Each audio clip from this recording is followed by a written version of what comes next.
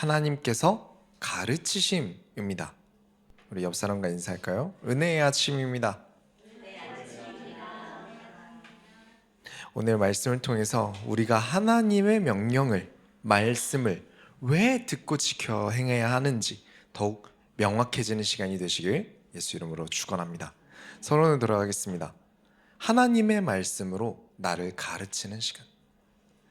오늘 설교는 율법에 대한 설교입니다. 다음 주도 율법에 대해서 이야기해야 하고요.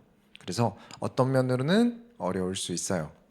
물론 우리 소원교회 성도님들의 수준은 아주 높으시기 때문에 충분히 이해하시겠지만, 그래도 늘 듣던 설교보다는 정신이 없을 수도 있고요, 재미가 없을 수도 있어요.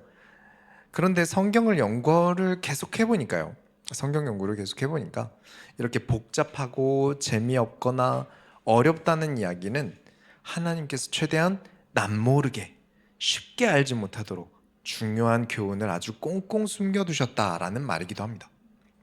거진 그렇더라고요. 그래도 어려운 분이 계시다면 머리를 좀 비우고 계시다가 모든 내용을 축약해서 한 번에 결론내서 정리를 할 테니까 결론내서 집중해 주시면 감사하겠습니다. 사역을 하면서 또 이제 외부 사역도 하게 되잖아요. 우리 교회 교인들 사역만 하는 게 아니라. 그러다 보면 또 이상한 소수의 사람들이 또 있어요. 이 예의라는 게 없는 이상한 사람들도 있거든요. 이런 말을 들었어요. 목사님은 사역할 거 많이 없지 않습니까? 목사님 교회가 작은데 바쁠 이유가 뭐 있습니까? 진짜 이렇게 말하는 사회화가 부족한 사람도 있어요. 또 어떤 사람은 아예 얼굴도 본 적이 없는데 누군지도 모르는 사람이 저에게 목사님이 작곡을 하시니까 제가 쓴 글을 드릴게요. 목사님의 수준에서 제 글의 수준이 높아서 곡을 쓰시기 어려울 수 있지만 그래도 기도하시면서 만드시면 어떻게 잘 만드실 수 있을 거예요. 이게 뭘까요? 근데 이 정도로 대놓고 이런 사람들은 사실 아픈 사람들이죠. 그래서 그래, 그러려니 해줄 수 있어요. 그래서 되게 좋게 대답해드리고, 이런 예시 말고 정말 겉으로는 정상으로 보이는데 중간중간 왜 말을 저렇게 하지 싶은 사람들이 있어요. 제가 이 말을 할 때 여러분 머릿속에 몇 명 떠오르지 않나요? 있어요. 우리 주변에 있더라고요. 최근에 이런 사람들을 보면서 좀 불쌍하다는 생각이 좀 들어요. 왜 불쌍하냐면 이런 이상한 말을 할 때 누군가가 지적을 해주면서 그렇게 말하면 예의가 아니다, 그렇게 말하면 잘못된 거다 라고 누가 말을 해줘야 고치죠. 모르니까 하는 거잖아요. 근데 현 시대에는 누가 지적을 하기가 어려워요. 당신 이거 하면 안 됩니다 라고 말하기가 어려워요. 거기다가 당신은 이게 문제야 라고 말을 들으면 고치라고 한 것을 고치는 사람도 있지만, 이 고치더라도 정작 나한테 지적한 사람한테는 이를 갈아요. 지가 얼마나 잘났다고 말이야 이러면서 그 사람이 내 마음속에 평생 나쁜 사람이 돼요. 그래서 우리는 사회화가 되어 있으니까 나쁜 사람이 되지 않기 위해서, 또 불편한 사이가 되지 않기 위해서 조용히 넘어가는 거죠. 그래요, 알겠습니다 이러면서. 그게 맞는 것 같고요. 헬스 트레이너가 회원님 이런 자세로 하시면 안 돼요 라고 해도 상처받았다고 회원이 그만두는 경우도 계시더라고요. 그렇다고 해요. 그 자세로 하면 안 된다고 가르쳐주는 직업이잖아요. 근데 그렇게 하면 안 된다고 하니까 기분이 나빠서 그만둬요. 이제는 지성인들, 사회화가 되어 있는 사람들, 혹은 지혜가 있는 자들, 지혜가 있는 어른들이 누군가에게 지적을 할 수 있는 분위기는 이제 아닌 것 같아요. 그럼요, 저도 누군가에게 지적받는 게 기분 좋을 리 없죠. 좋지 않죠. 누구든 그래요. 거기다 나이가 좀 더 들면 들수록 남에게 지적받는데 의심이 생겨요.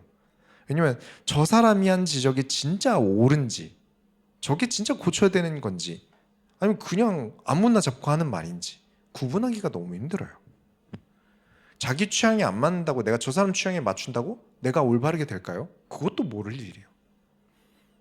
그래서 하나님의 말씀을 듣고 지키고 고치고 행하는 게 매우 중요한 겁니다. 왜 이야기를 서론에서 드리냐면 하나님의 말씀으로 살아간다는 것은 엄청나게 중요한 거예요. 정말 중요한 겁니다. 우리 디모데후서 기억하시죠? 3장 16절부터 17절에 모든 성경은 하나님의 감동으로 된 것으로 교훈과 책망과 바르게 함과 의로 교육하기에 유익하니 이는 하나님의 사람으로 온전하게 하며 모든 선한 일을 행할 능력을 갖추게 하려 함이라.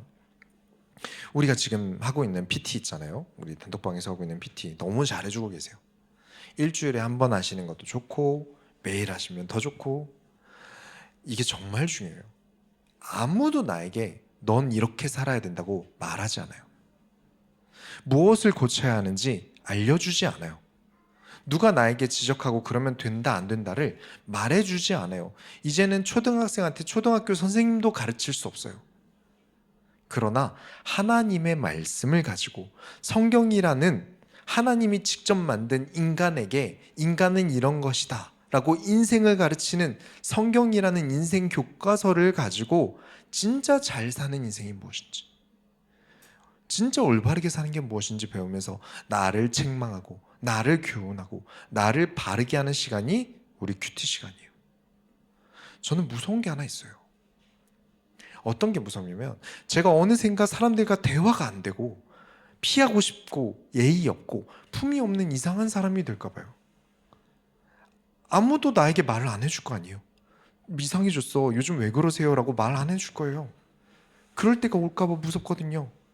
젊을 때야 젊으니까 아직 잘 모르니까 라고 이해해주는 시간이 있겠지만, 시간이 지날수록 나는 바뀐 게 없는데 나이와 외모만 변함에 따라 사람들이 나를 어떻게 생각할지 몰라요.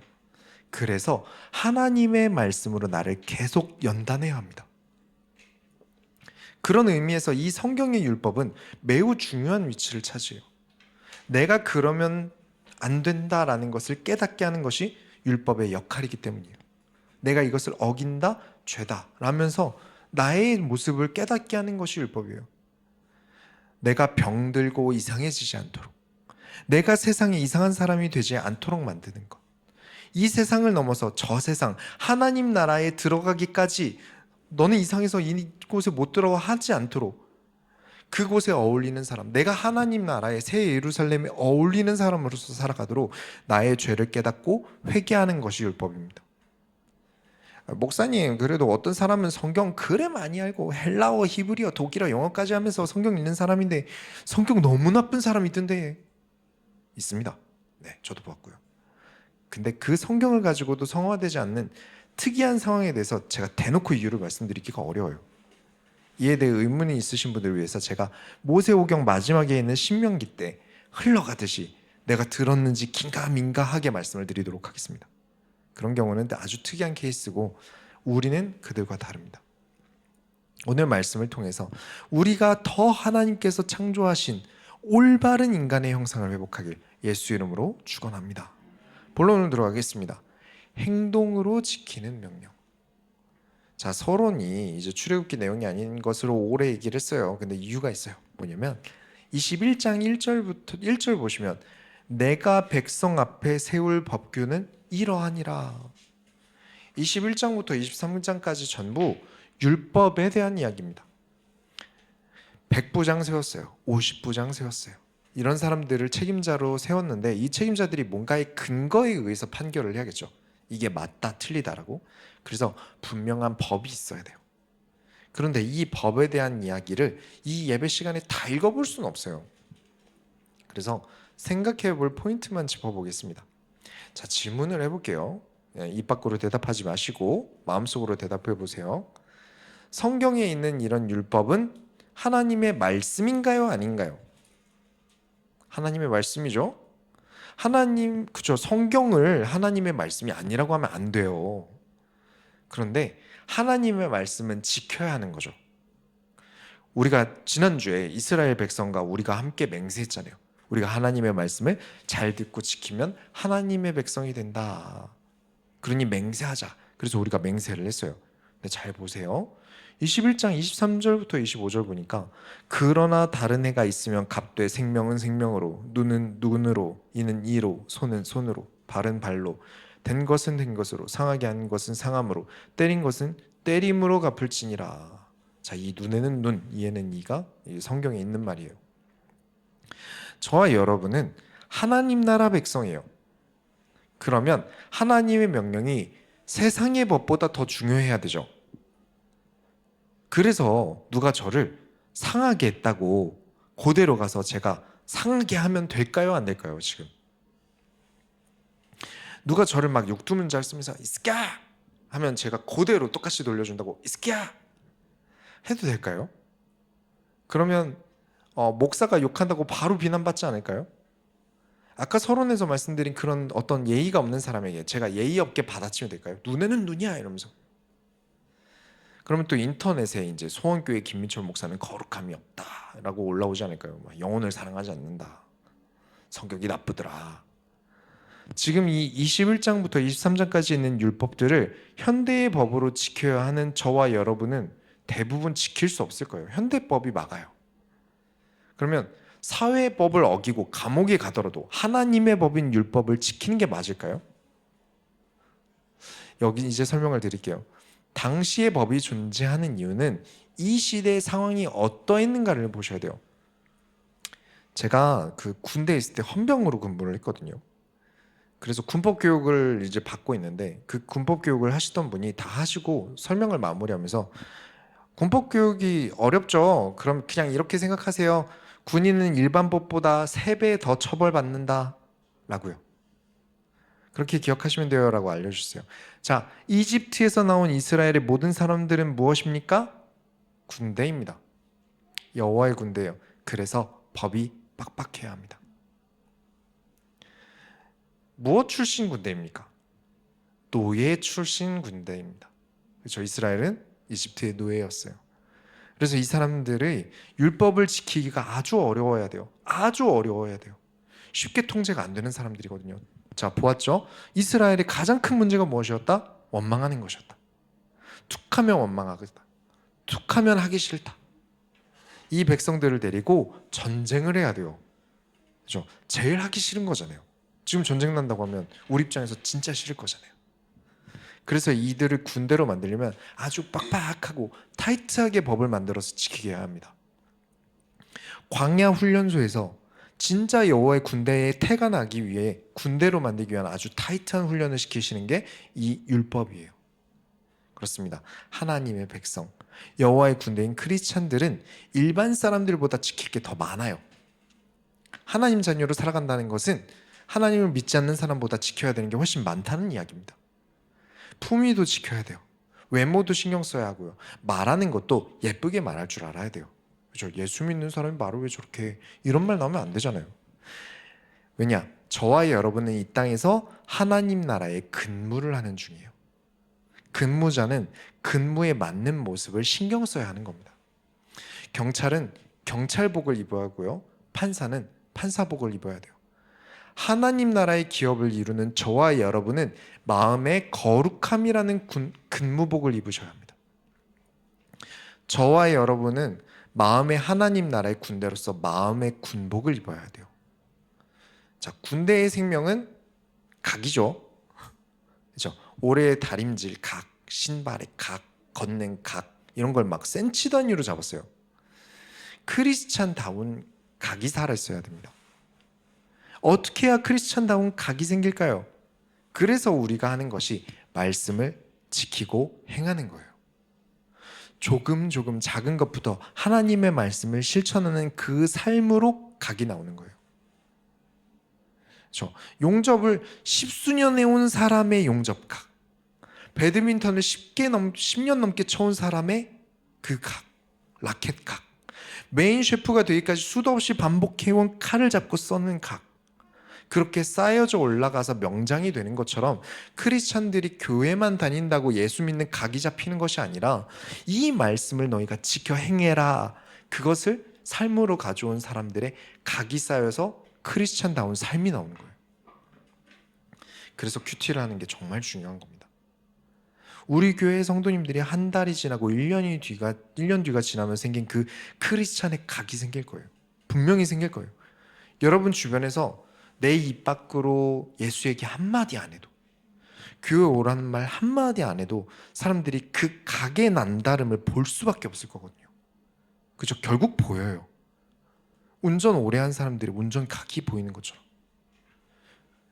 기능은 학원에서, 학교에서 가르칠 수 있지만 어떻게 살아가야 올바른 방향으로 내가 살아가는지는 성경이 가르칩니다. 왜냐? 인간을 만드신 분이 만든 교부서거든요. 인간을 창조하신 창조주께서 설명하는 인간은 이것이다가 가장 올바르지 않을까요?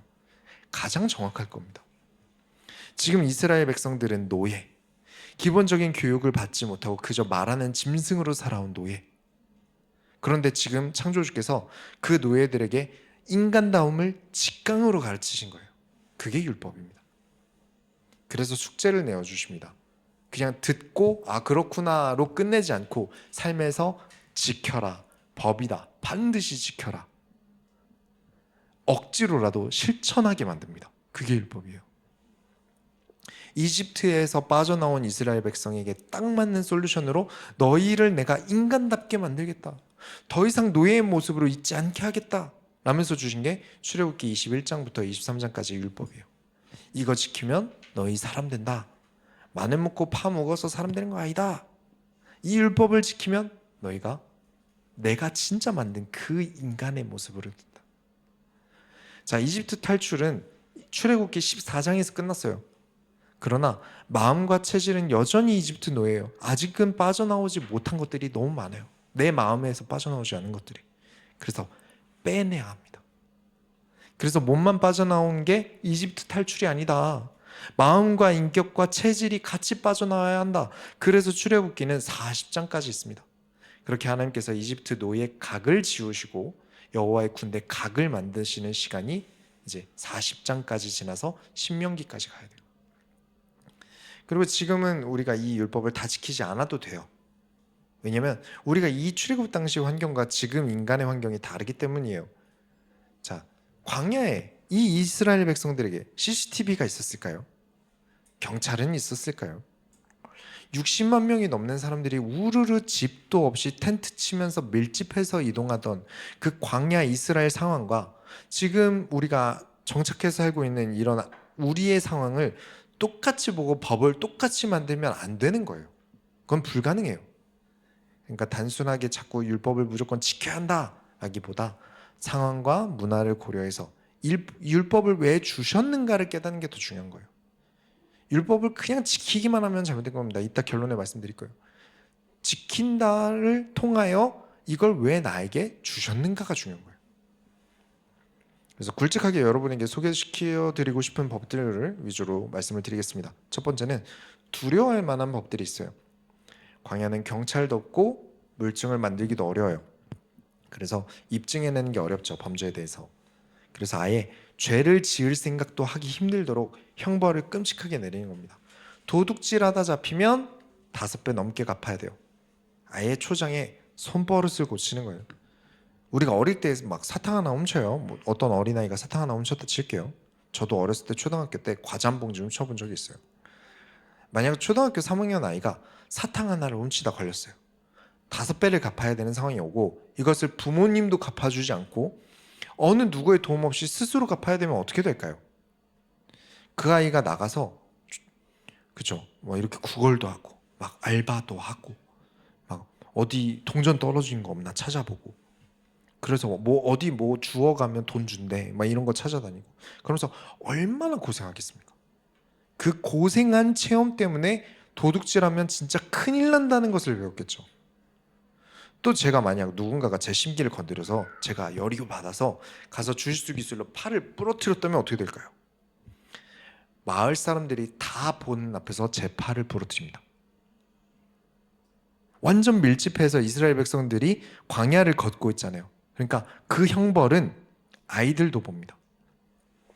그렇게 작은 두려움을 심어서 바른 길을 가는 어른을 만드는 거예요. 그렇게 정리를 하고 있는 겁니다. 두려움은 필요한 겁니다.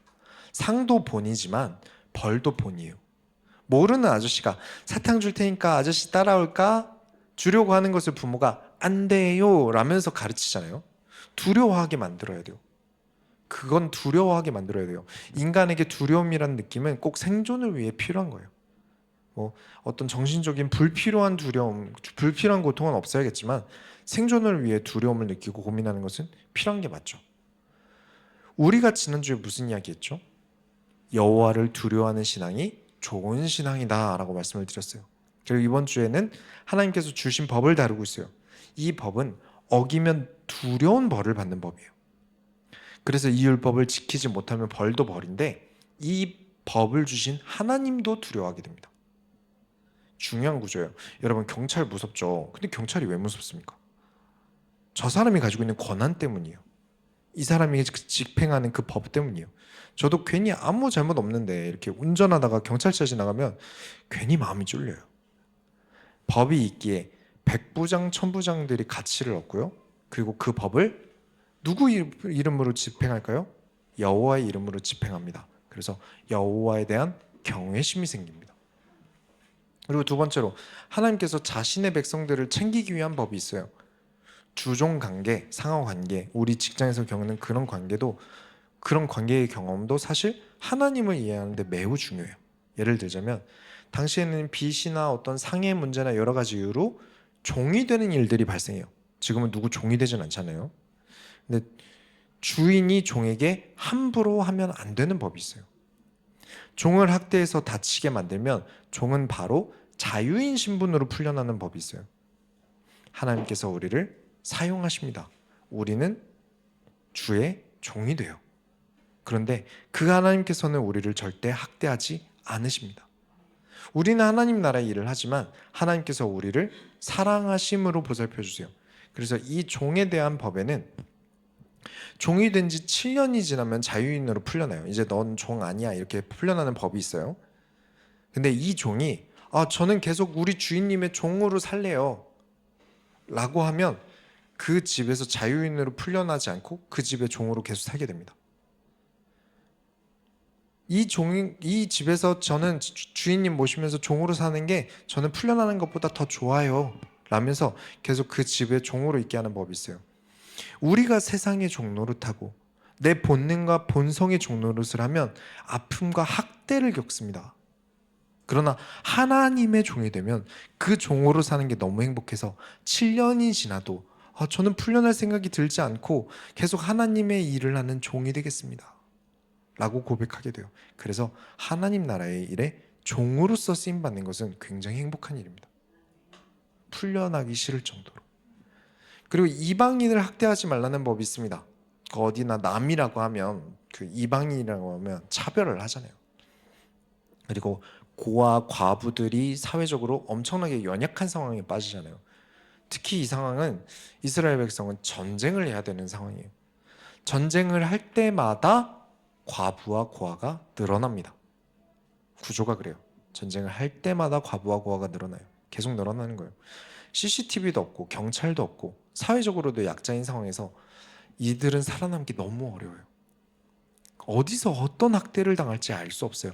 그래서 금지를 하는데, 다른 법들은 너희가 5배로 갚게 해라, 너희가 똑같이 형벌해라, 이렇게 사람들이 처벌하는데 이방인 고아 과부에 대한 법에 대한 처벌은 하나님께서 이렇게 말씀하세요. 우리가 오늘 읽은 본문이죠. 22절부터 24절에 22장. 너는 과부나 고아를 해롭게 하지 말라. 내가 만일 그들을 해롭게 함으로 그들이 내게 부르짖으면 내가 반드시 그 부르짖음을 들으리라. 나의 노가 맹렬함으로 내가 칼로 너희를 죽이리니 너희의 아내는 과부가 되고 너희 자녀는 고아가 되리라. 내가 직접 처벌하겠다. 다른 법들은 너희가 하는데 과부와 고아들에 대한 학대는 내가 직접 처벌하겠다. 고아와 이방인과 과부를 학대하고 괴롭힌다면 나 여호와가 직접 그들을 처벌하겠다라고 하세요. 그렇습니다. 어렵고 힘든 상황에 처한 그 누구도 나를 도와줄 수 없는 그때라면 하나님께서 나를 지켜주신다. 내가 아무리 연약한 상황에 처하고 어려운 상황에 처한다 하더라도 하나님께서는 나를 지켜주신다. 나의 상황이 도무지 어쩔 수 없는 상황 같아도 하나님께서는 나의 부르짖음을 들으신다. 그리고 세 번째는 안식일에 대한 법이에요.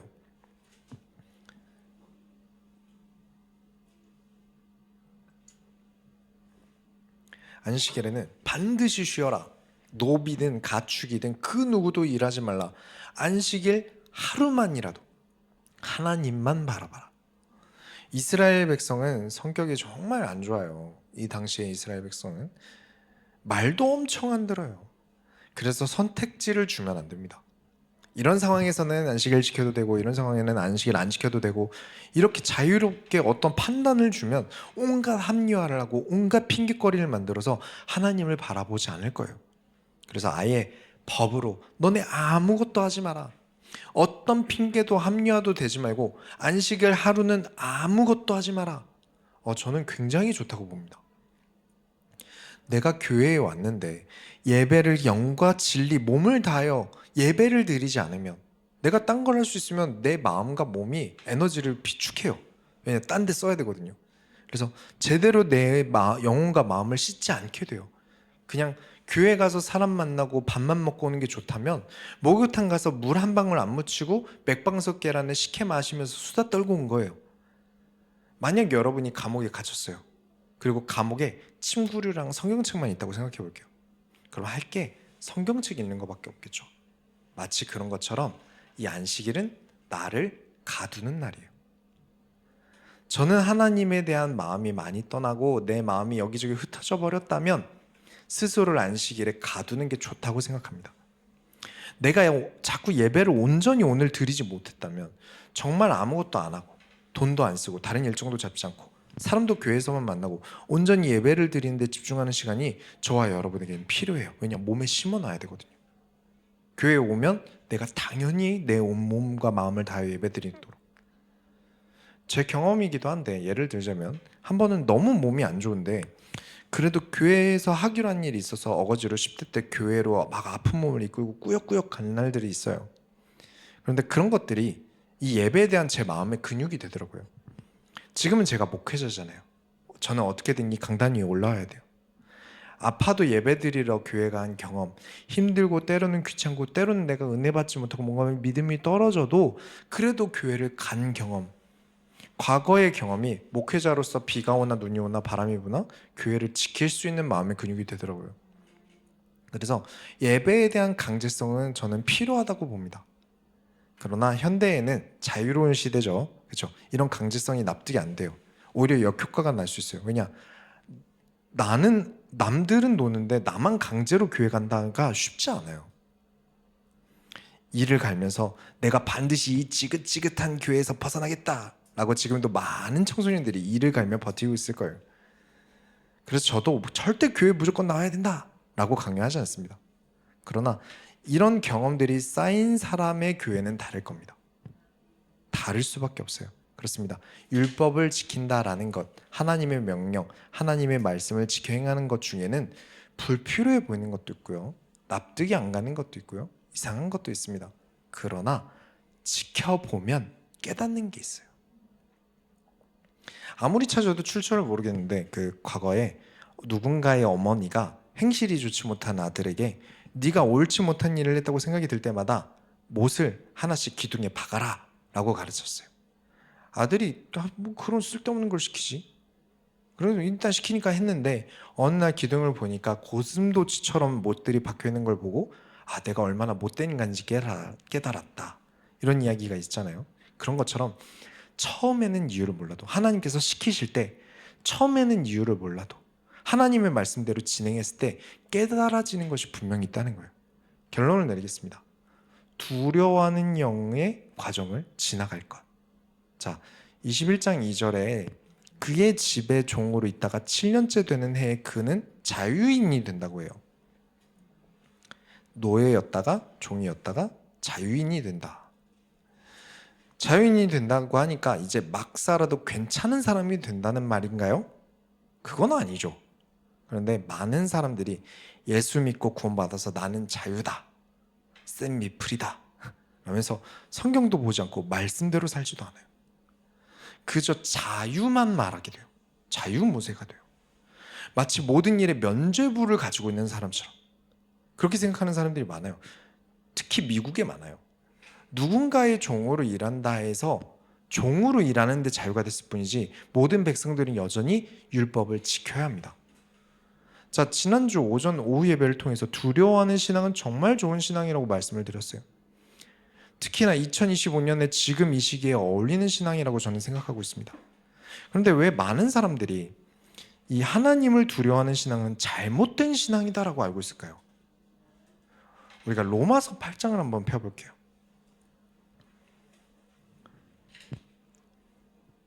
로마서 8장 15절.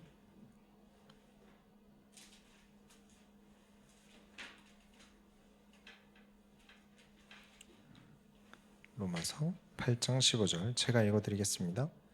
너희는 다시 무서워하는 종의 영을 받지 아니하고 양자의 영을 받았으므로 우리가 아빠 아버지라고 부르짖느니라. 아니, 무서워하는 종의 영을 받지 않았다잖아요. 이제는 아빠 아버지라고 부를 수 있는 영이 되었대요. 그러면 목사님이 가르치는 이 두려워하는 신앙이 좋다는 건 잘못된 거 아닐까요? 신약의 로마서는 우리가 오늘 다룬 이 율법과 예수 그리스도의 구원에 대해서 비교하면서 가르치는 성경이 로마서예요. 그런데 비교를 하게 된 계기가 있겠죠. 자, 지난주 설교 제목이 무엇인지 기억나시나요? 크리스천이 모르면 안 되는 기본을 다루었어요. 출애굽기는 노예였던 사람들을 하나님의 백성으로 바꾸는 과정을 설명하는 성경이에요. 로마서는 율법이라는 그 것 자체의 노예가 되어버린 사람들에게 하나님의 백성이 된다는 것이 무엇인지 가르치는 내용을 담은 성경이에요. 사실은 같은 내용입니다. 하나님의 백성은 무엇인가? 인간다움은 무엇인가? 곧 구원받은 자는 어떤 것이 기본인가를 다루는 게 출애굽기와 로마서의 공통점이에요. 우리가 나중에 로마서에서 볼 거예요. 노예였던 사람들을 바꾸기 위해 율법을 주셨어요. 율법 자체가 구원을 받는 방법이 아니라 율법을 지키거나 혹은 벌을 또 받아보면서 죄를 깨닫는 과정을 거치고 하나님을 경외해야 하게 되는 구원의 과정을 거치는 거예요. 그런데 신약에 들어오니까 사람 되라고 율법을 줘놨더니 사람이 되려는 것은 거부하고 율법만 지켜요. 이 율법의 의미들을 찾기보다 그냥 율법만 지켜요. 그러면 또 노예가 됐을 뿐이에요. 그냥 전에는 이집트의 노예였지 이번엔 율법의 노예가 됐을 뿐이에요. 계속 노예인 상태인 거죠.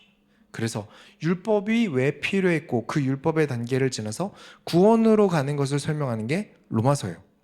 물론 오늘 로마서를 다 다루지 않겠지만 우리가 출애굽기를 지나가면서 꼭 짚어야 되기 때문에 이 이야기만 드리겠습니다. 로마서 8장 15절에 너희는 무서워하는 종의 영이었다. 그런데 무서워하는 종의 영은 누가 줬습니까? 사탄이 무슨 자격으로요? 사탄은 그런 자격이 없어요.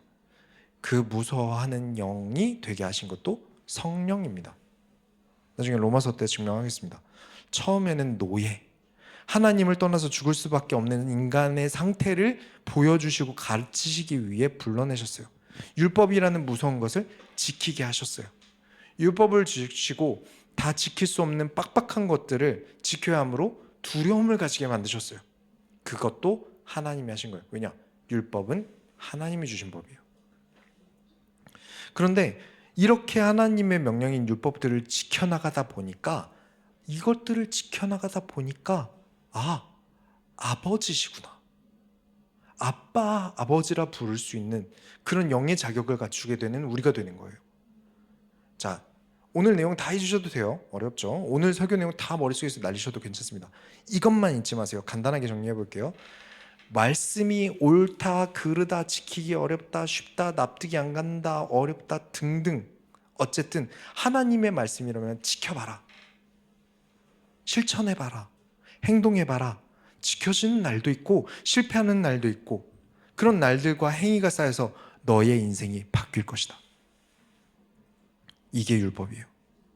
못 지킬까 봐 두려워도 해보고 그래도 용기 내서 했는데 성공하면 좋겠지만 실패하는 날도 있고 그러면서 자책하는 날도 있어요. 그런 과정들을 거치면서 하나님께서 내 인생에 이렇게 관여하시는구나. 하나님이 눈에 보이지 않아도 내 귀에 어떤 음성이 들리지 않아도 너무나 신기하게 내 인생을 하나님께서 바꾸시고 고치고 계시구나. 그렇습니다. 그렇게 율법을 통해 하나님께서 우리에게 하나님과 동행한다는 게 무엇인지 가르치고 계세요. 말씀을 지켜 행하니까 하나님께서 나와 정말 신기하게 함께 하시는구나.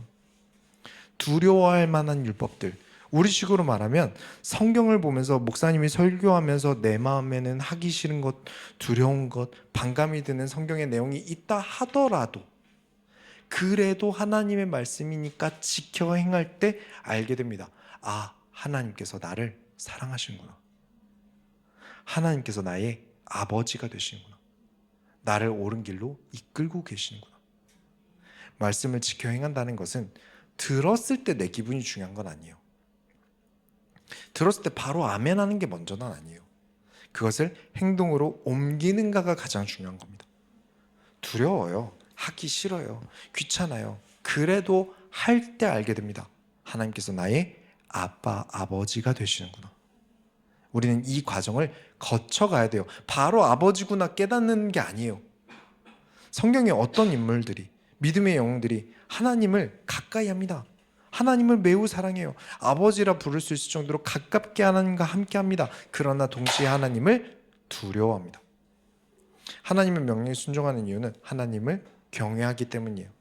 마치 하나님을 두려워하는 과정을 불편한 과정이라고 설명한다면, 하나님은 더 이상 두려워할 존재가 아니야. 예수님께서 끝내셨잖아. 두려워하지 마.